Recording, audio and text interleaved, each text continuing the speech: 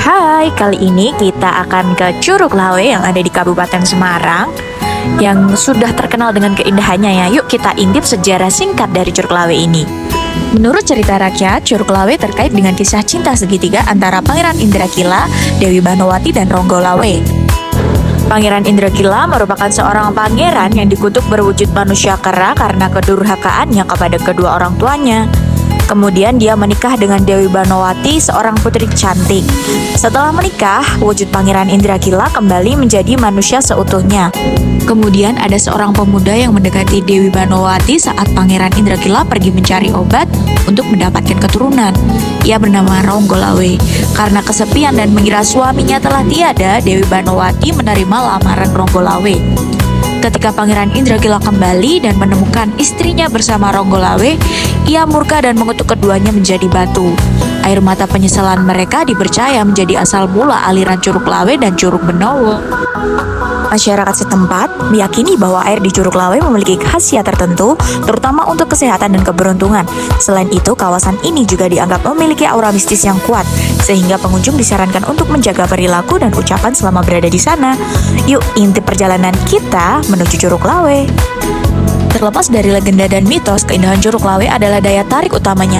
Air terjun ini dikelilingi oleh hutan yang asri, menciptakan suasana yang damai dan menyegarkan. Dengan aliran air yang jernih dan udara yang sejuk, tempat ini menjadi pelarian sempurna dari hiruk-pikuk kota. Bagi masyarakat sekitar, Curug Lawe adalah sumber kehidupan. Airnya digunakan untuk kebutuhan sehari-hari dan pertanian.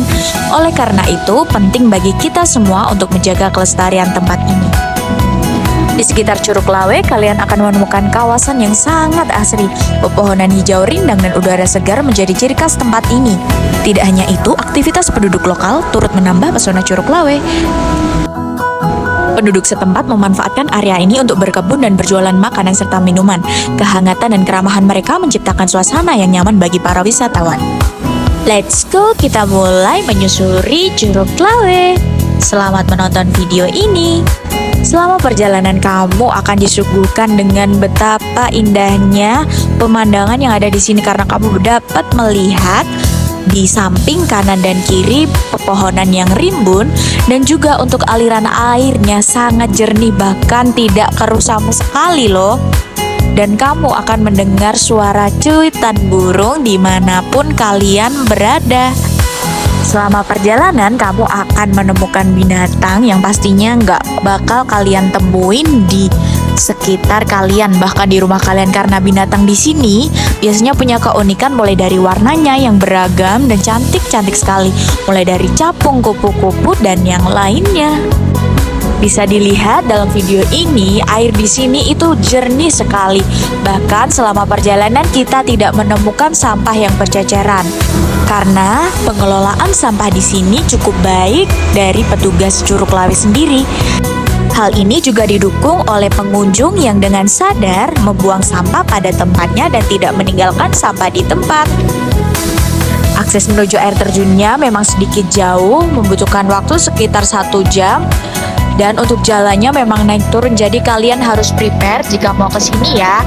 Nah, ini kita sudah hampir sampai di air terjunnya. Nah, memang gambaran semua jalannya seperti ini ya. Ini kita hanya ambil beberapa cuplikan saja untuk jalannya. Air di sini sangat jernih dan tidak tercemar, dan bahkan untuk warnanya tidak keruh walaupun ini saat pengambilan video sedikit gerimis.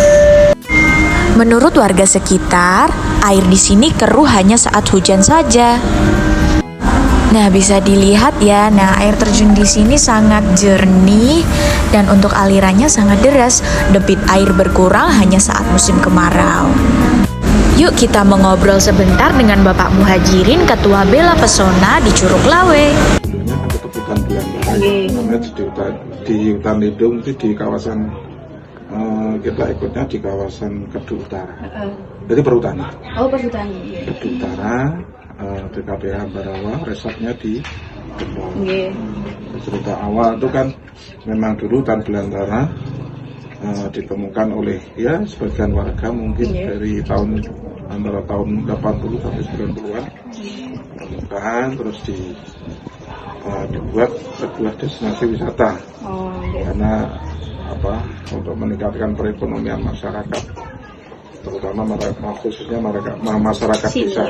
Ya, itu dibuat sebuah destinasi wisata. Itu belum ada namanya dulu. Belum ada namanya. Terus kita bentuk namanya LMDH. Jadi wisata yang di dalam kawasan perhutani itu harus ada lembaganya. Namanya LMDH. LMDH itu apa? LMDH itu lembaga masyarakat desa hutan. Di masing-masing LMDH itu ada namanya. Kalau di sini Dela Pesona, Dela Benowo, itu B Benowo, lah itu Lawe. Ya, kalau Pesona jelas bagus. Terus sedikitnya untuk pengelolaannya dari setahun itu, antara tahun 97 kita bahasanya masih kerja bakti. Kita masih istilahnya yulillahi ta'ala. Belum ada ini ya, belum ada, kita masih butuh progres lah. Progres, tapi kita sudah dapat izin dari perhutani untuk mengelola sebuah wisata. Kita membuat jalan dulu, kita membuat fasilitas dulu, seadanya dulu. Tidak langsung berkata-kata itu modal era itu.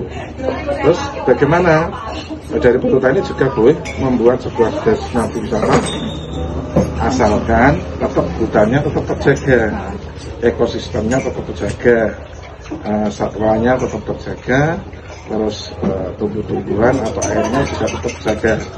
Bagaimana airnya itu tidak surut atau airnya itu tidak berkurang lumrah kalau musim kemarau tapi tetap airnya itu jernih. Airnya tetap jernih karena di sini memang kawasan sumber. Kawasan sumber, jadi beberapa sumber di atas tergabung jadi satu. Jadi Curug Lawe sendiri, Curug Benowo sendiri sumbernya. Gitu. Jadi walaupun di sini kadang hujan terus ya keruhnya hanya sebentar. Tapi setelah itu nanti pulih sendiri jernih kembali. Itu jadi potensinya seperti itu. Terus berlanjut. Terus kita sekitar tahun 2000-an kita sudah lumayan agak bergerak sedikit.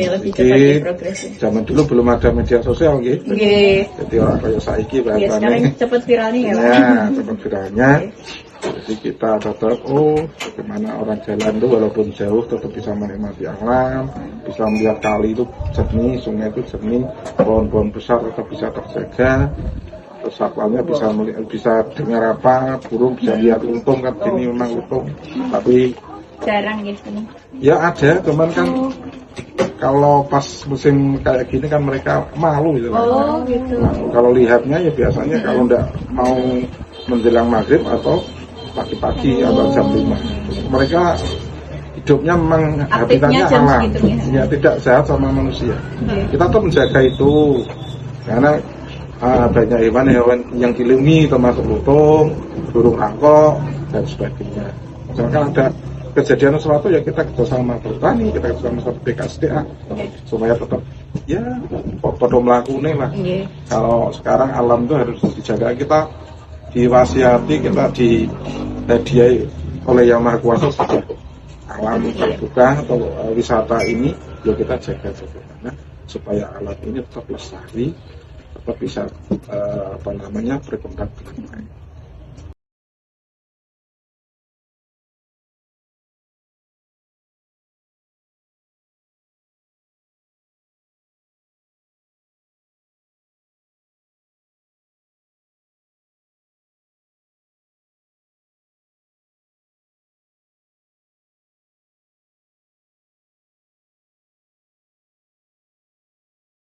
Terima kasih sudah menonton video ini, semoga bermanfaat.